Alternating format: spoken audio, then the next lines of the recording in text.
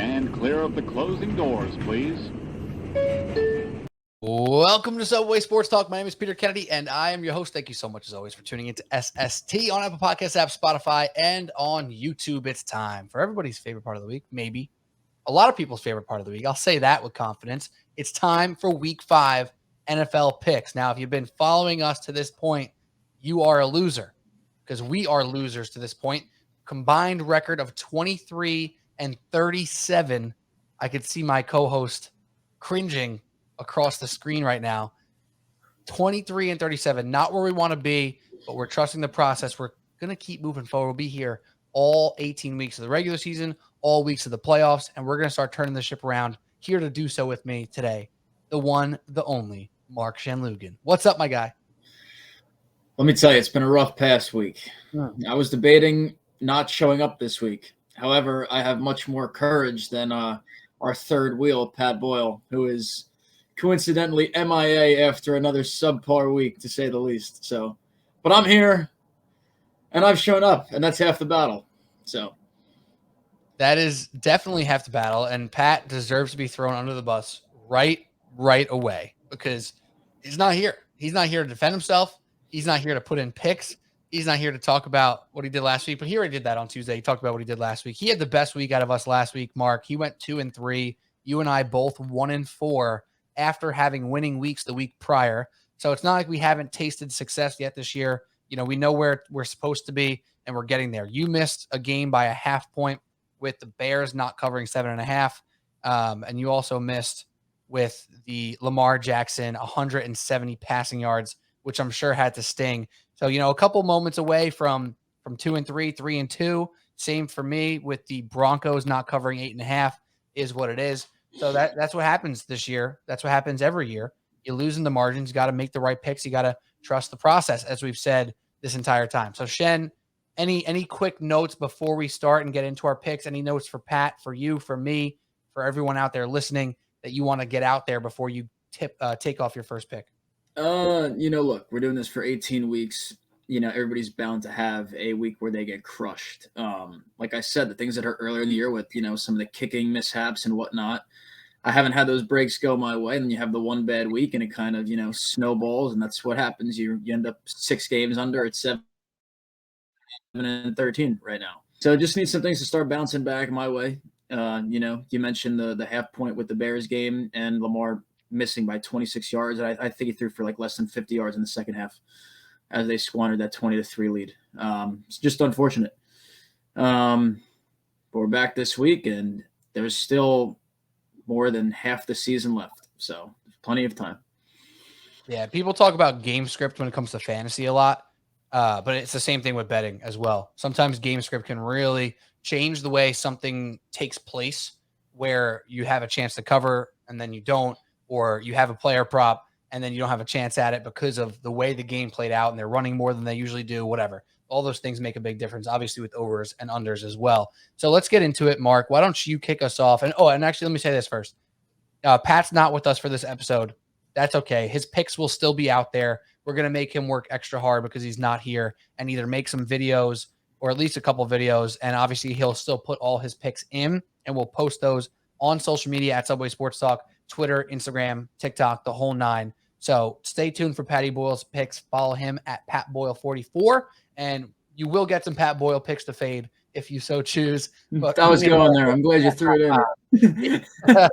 Me and Mark will be making our picks now. So, Mark, why don't you start us off with your first pick of week number 5? All right.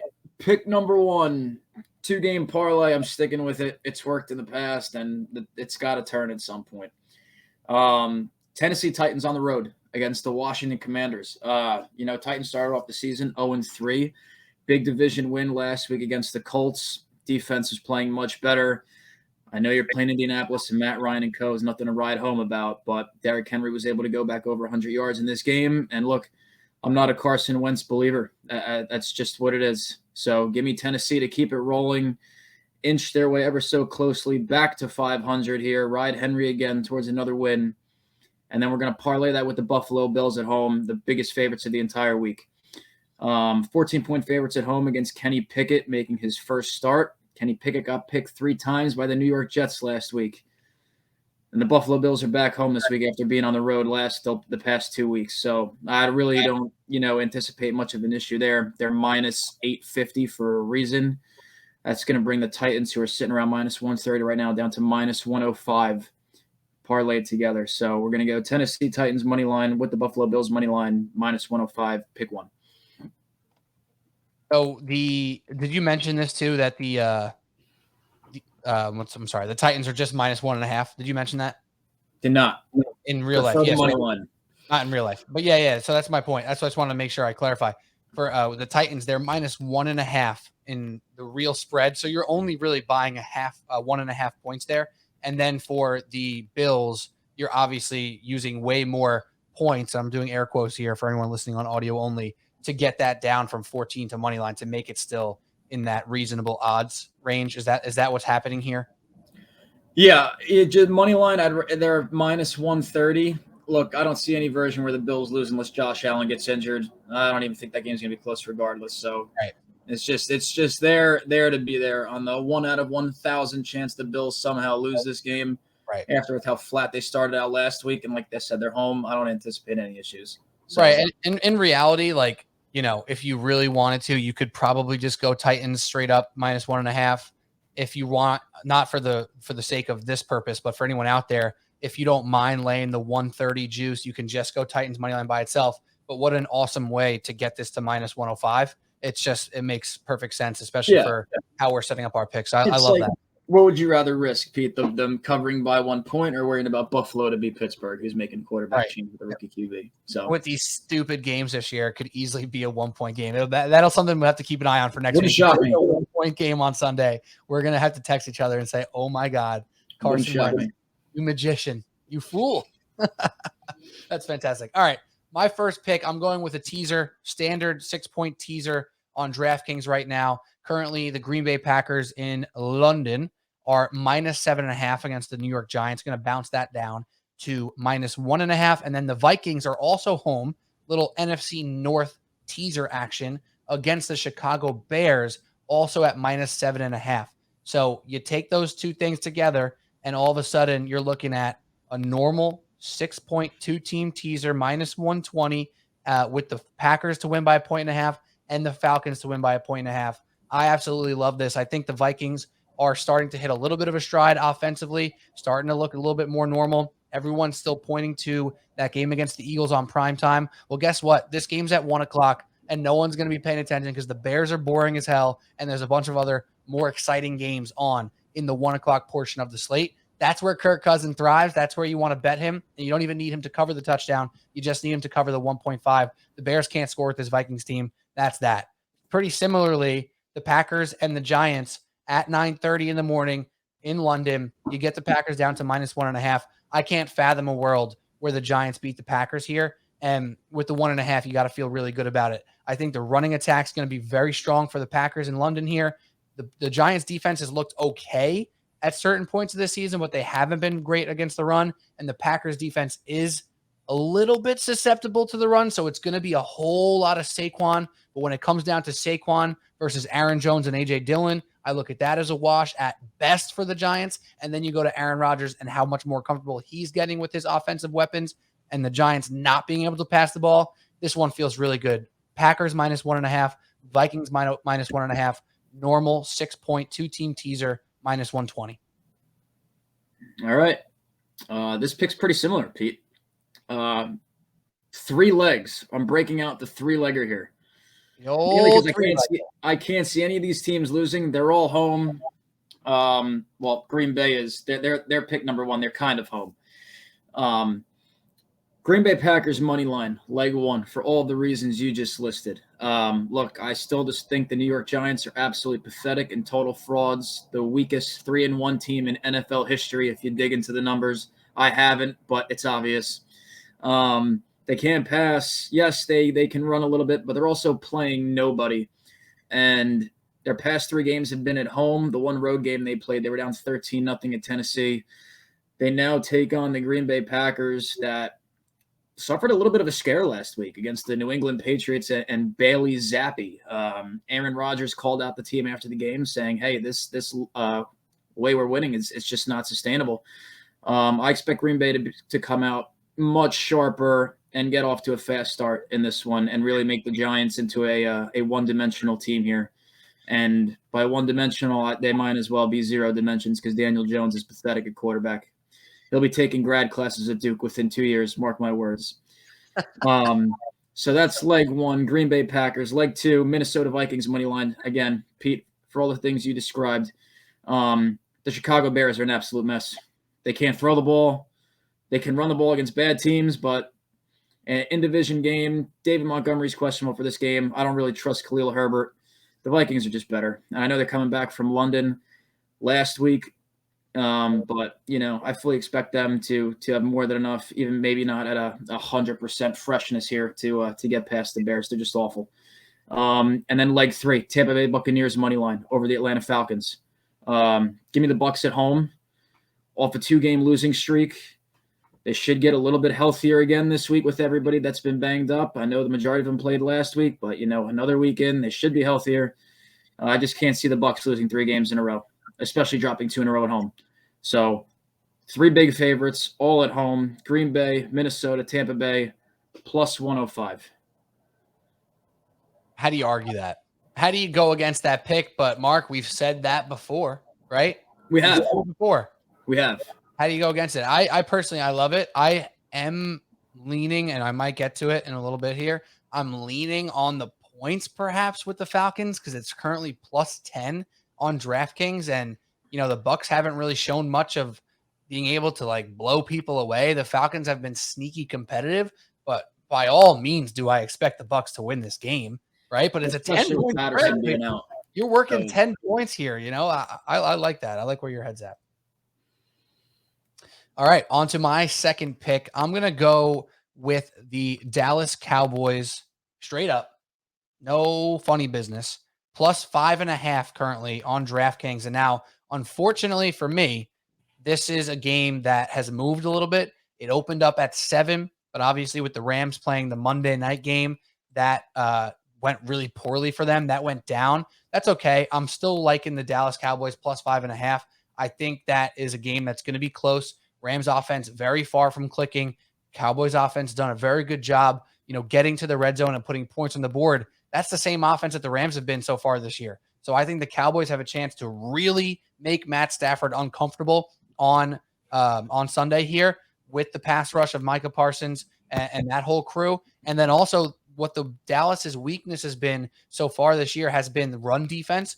The Rams have not been able to run the ball. They can't figure out who their main running back is. They also are allowing those running backs the worst amount of yards before contact per carry. So yards that the ball carrier for the Rams are making past line of scrimmage without getting contacted by a defender is the lowest amount in the league. That helps the Cowboys actually maintain the run a little bit defensively and then get after Stafford as a pass rusher. I think the 5.5 points is more than enough to feel comfortable with a cover here. I'm going to sprinkle the money line as well until this Rams team figures out a way to put points on the board, be consistent, and actually make plays on defense.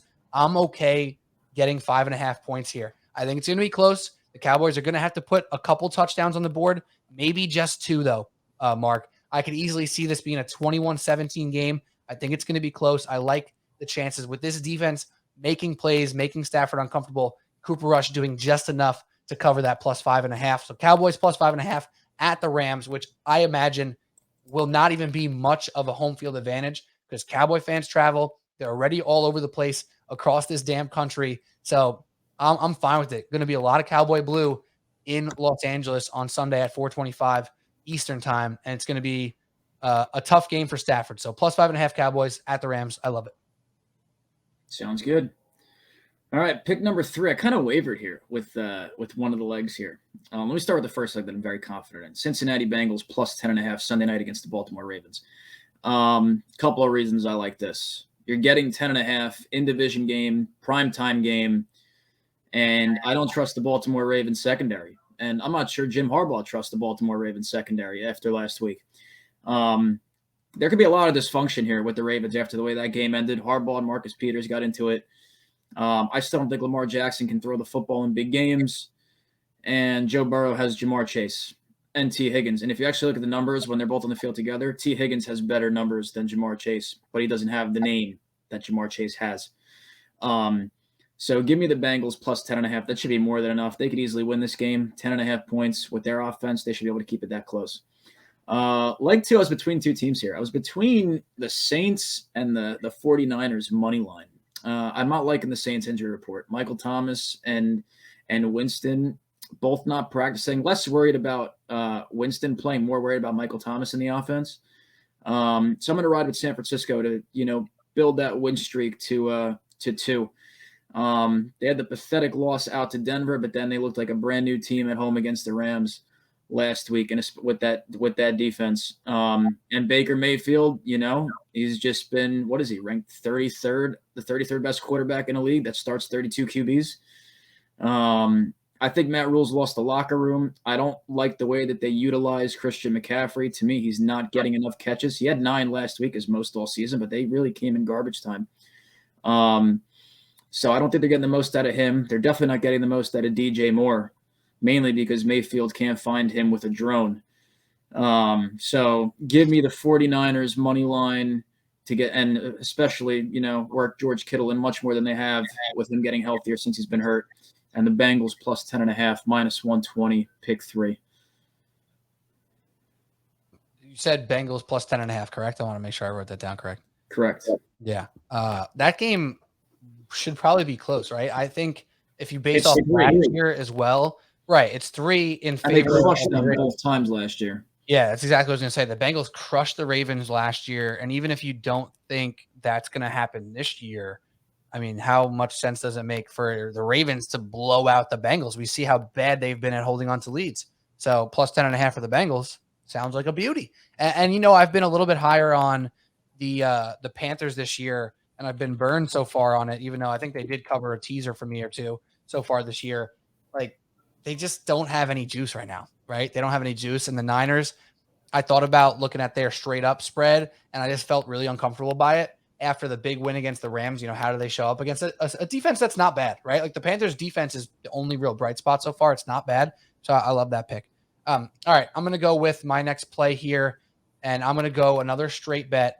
And I'm going to go with the Jacksonville Jaguars minus 7 against the Houston Texans. They're home.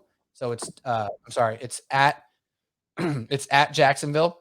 Is that right? Am I reading that correctly? Yes. No, it is, because my next pick is going to be a little similar to this. So there we go. My page got caught in a refresh here. I use that pregame.com, and sometimes it constantly refreshes odds and updates and stuff like that. So it got caught in a refresh and I got stuck.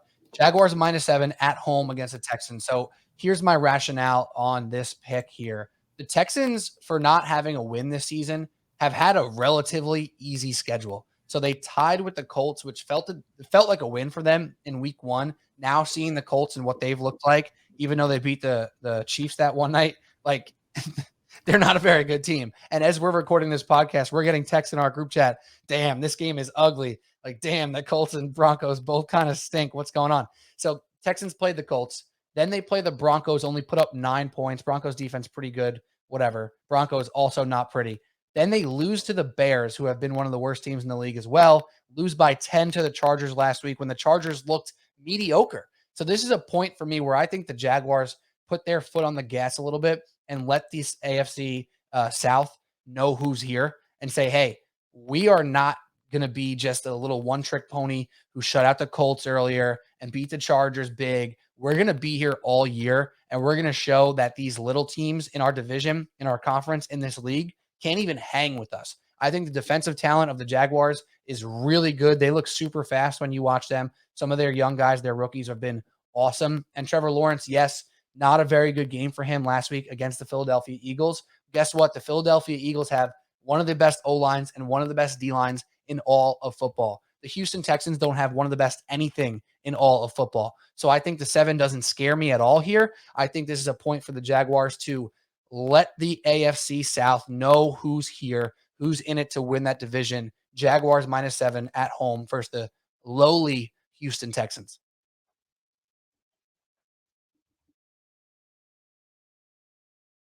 Mute. Yeah, forgot to take my mute off. Pick 4, moving through this year. 2-game parlay. Jacksonville Jaguars are leg one.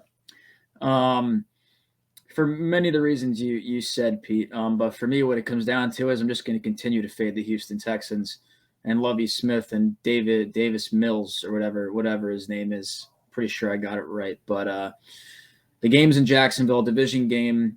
Things seem to be turning in Jacksonville. So this is a big statement game for them. I like them off the loss in Philly. Look, the weather was horrible up there. You're on the road, and you're facing a team that still hasn't lost a game yet this season. Trevor Lawrence has been much improved this season. He's got Etienne and James Robinson in the backfield.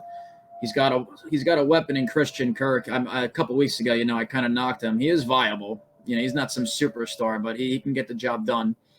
It should be more than enough to beat the Houston Texans at home. If not, then the win against the Chargers and the Colts looks kind of fraudulent.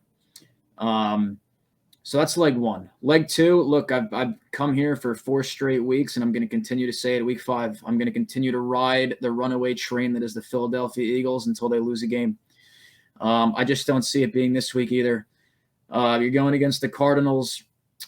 I don't like what I see from them. DeAndre Hopkins is still out. Yeah, you beat the Panthers last week, but congratulations. Even the Giants were able to beat the Panthers. Jalen Hurts has this team locked in. He comes to the press conference the other day and he says, how did none of you guys ask me one thing about the Arizona Cardinals? They're a damn good football team. Now, hey, he doesn't have to believe it, but you can trick yourself into believing it and set the tone for the rest of the team to where they don't come in flat. They're 4-0. I can honestly see them running it all the way up to 10-0 when they see the Packers. I'm just going to continue to ride with them. Until they lose a game, I'm going to continue to take them because I love what I see with them week in and week out. You go down 14-0 at home last week, no panic. And it's all led by the QB who on 4th and goal runs through like 3 people and gets in the end zone to make it a 14-7 game. And then from there, they just took all the momentum with themselves and ran away with it. So give me Philadelphia money line, Jacksonville money line, -115, pick 4. Can you read that one more time? I'm sorry for the listeners, but mostly for me because I was not prepared. No problem. I'm the jerk who didn't send it to you. Philadelphia Eagles money line and Jacksonville Jaguars money line, -115, 2-game parlay. Nice. I like that. I like that a lot. The Eagles, I actually considered that one. I'm staying away because I have a bad history with the Cardinals, Mark. Last year, if you remember, Pat was all over the Cardinals last year early, which was very profitable for him and looked like a fantastic take in general. And then his whole take of them making the NFC Championship, obviously. Yeah, I mean, of course you do, right? You keep your tabs, Mr. Boyle. But he looked like a genius the whole year. And I was pretty much against the Cardinals for most of the regular season because I just felt like it's so spectacular all the time when they score that it's not sustainable. And that was proven true over time, but not really in the regular season, right? Like I bet against them a bunch and I did not do well doing it. So that is something that I'm scarred from. And then last week I bet on the Panthers. I said it on the pod last week. Like I'm going to get burned by the Cardinals and they're going to look okay and do it. And you know what? The Eagles might get a tough show here at some point, right? They've been so flawless. But, I mean, your reasoning is stellar, so I'm with you. I think it's a good pick, and, I like it. I just personally – I'm scarred. I have bad taste in my mouth from last year going for the Cardinals, going against the Cardinals. Kyler Murray just scares me when I have to rely on him to be good or bad. Does that make any sense? For me, just what it comes down to is I just don't like what I see from them when they don't have Hopkins. Well, I know you got Marquise Brown, but I expect the Eagles to counter with Darius Slay. And I expect them to win the defensive line battle, so I'm not really too worried about who's going to run the football for Arizona outside of, if Kyler goes for 100, throws 3-4 TDs, then, congratulations. But there's something about the Eagles this year. Yeah, they're special, and they run the freaking heck out of it. And I think last week with the Panthers just not being able to take advantage of the Arizona Cardinals' bad defense, the Eagles will. I heard a stat, actually, this will go great for your pick here. Excuse me, that the Cardinals, they're not good, but they're mediocre when a quarterback gets rid of the ball in like 2 seconds or less.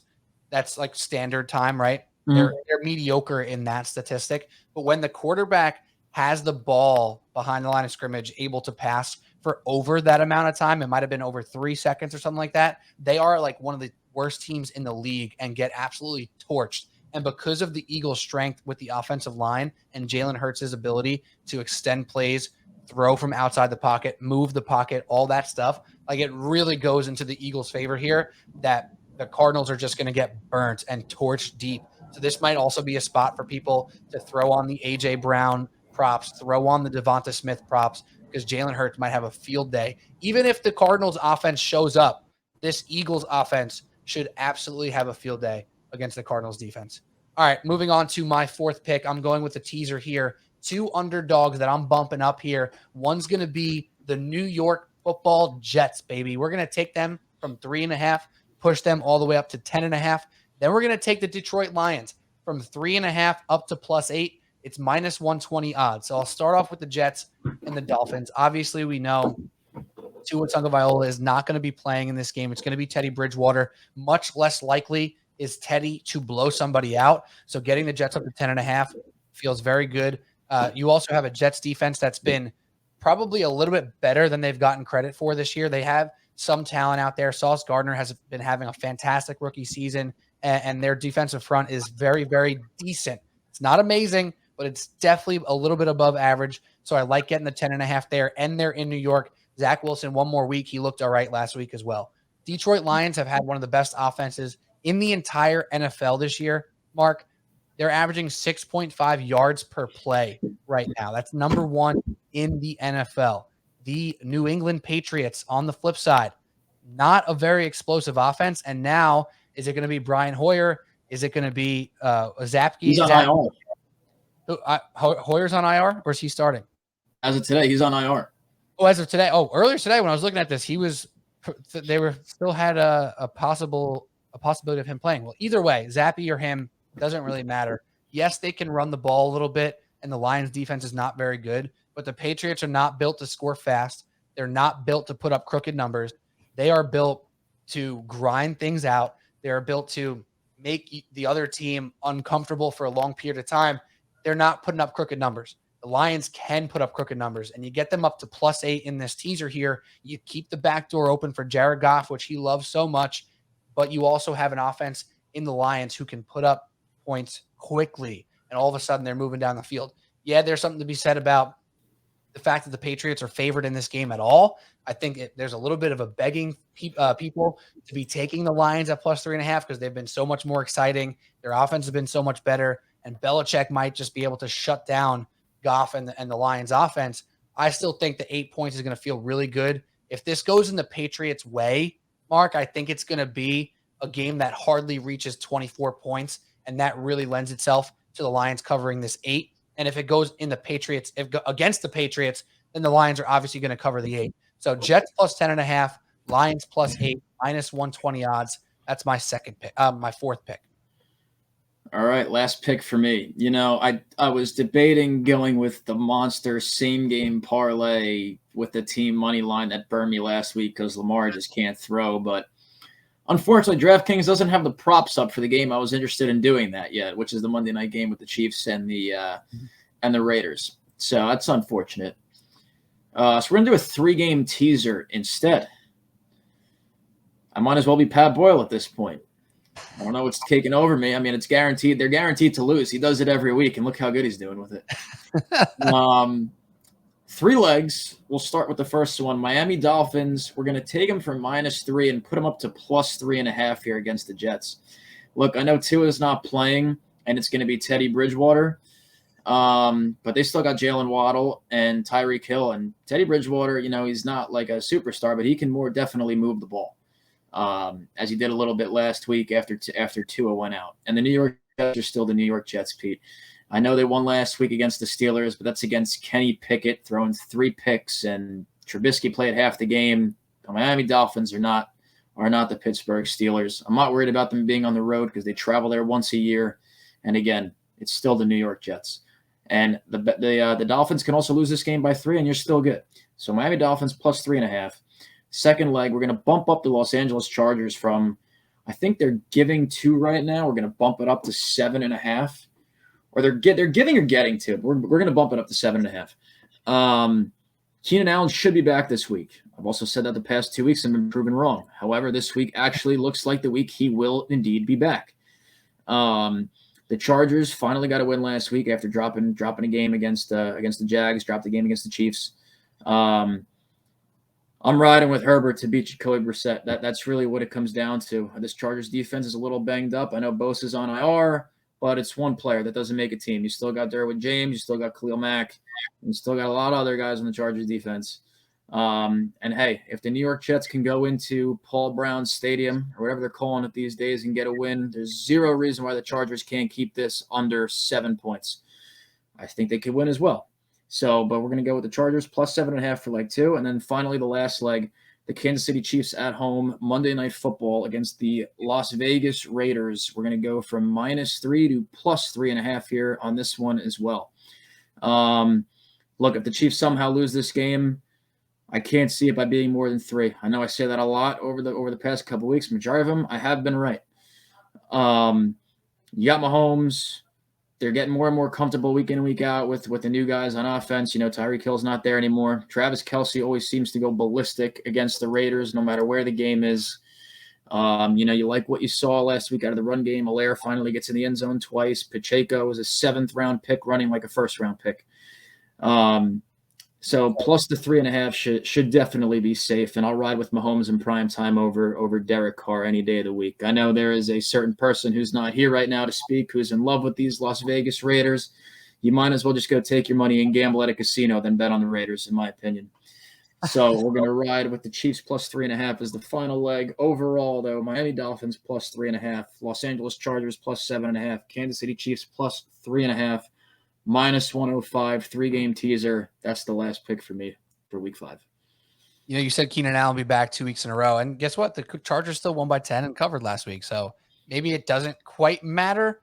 I will be interested to see how much does the He's also on my fantasy team. So so your information has not worked out. You have a keen eye on that. And I am curious to how much success the Browns will have running the ball. And maybe that'll lead to an ugly game where, again, you don't feel comfortable with the Chargers at, the -2, but you feel good with them in that closest game where maybe if the Browns win, it's on a last-second field goal, and then you're covered up anyway. Right? So yeah, exactly. So you're covered up in either way.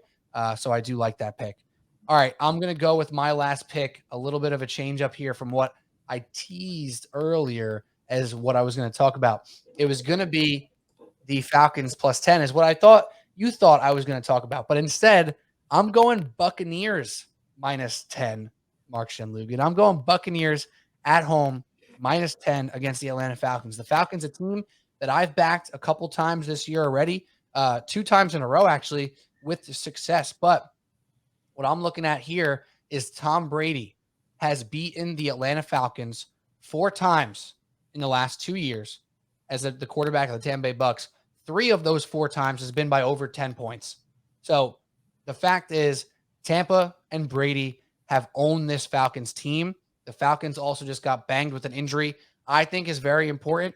They've been running the ball very well. A lot of that's been at the backs of Cordero Patterson, who's now on injured reserve. They also have Kyle Pitts banged up and questionable. I don't think this offense gets going against the Bucs. The offense has been a good story so far in the NFL. Talking about the Atlanta Falcons, they've been running the ball good. They're not passing the ball very good. But when you play the Tampa Bay Buccaneers, it's incredibly difficult to run the ball. Always. It's been true for 2 years in a row. It's still true to this moment here. The only reason that the game went the way it did last week for Tampa is how the turnover happened so early in that game. And the Chiefs jumped on it. They scored and never looked back. But we did see some life out of the Bucs offense there. The passing attack, obviously, being the highlight of that. So I think the Bucs have a big-time revenge moment, and the revenge is not pointed at the Atlanta Falcons specifically, but guess what? It will be on Sunday when that game takes place, because that energy from losing to the Chiefs, blowing that fumble early in the game, and just being down and out the entire time is going to be turned right around to crush the division rival Falcons. This has been a cute story so far for the Falcons. They're still not a very good team. They're going to struggle to run the ball. They're not going to put points on the board. I think the Bucs can win this by 14, so might as well take them at -10 at home. That is my final pick, Mark. I like it, especially because the Falcons still know how to use Kyle Pitts. It looks like they do not, and now that he's hurt, it doesn't even really matter if they know how to or not, because he's probably going to play most likely, but either way, I'm just liking it. I think Brady off this loss here against a team he's dominated just feels good. So that's all we got. Mark Shenloogian, any last words? If you're watching on YouTube, you can take a look at the picks. We have them up there, minus Pat Boyle's picks because he has not made them yet. They will be up on social media before Sunday, of course. So stay tuned for Patty B's picks. Mark, any last words for week 5? Let me tell you, Pete, I don't say this often, but the graphic looks fantastic this week. And I can't tell you why. I don't know if something's missing or not, but it just looks different than it has the past 4 weeks. When I figure it out, I'll let you know. But there's just something about it. I don't know, especially that middle part. There's a gaping hole in the middle that there's no losses. There's no losses for the first time in that middle row this week. That's maybe that's what it is. Maybe that's what it is. I see no guaranteed L's underneath Pat Boyle's name this week. That's the key. That's the ticket. All right, though, Shen. Good luck. Good luck to him this week. I don't know where he is right now. He's MIA. He might be in the war room watching film. Hell, he might be out pondering how the last 4 weeks have gone so bad for him. But he's not here, so I could say whatever I want.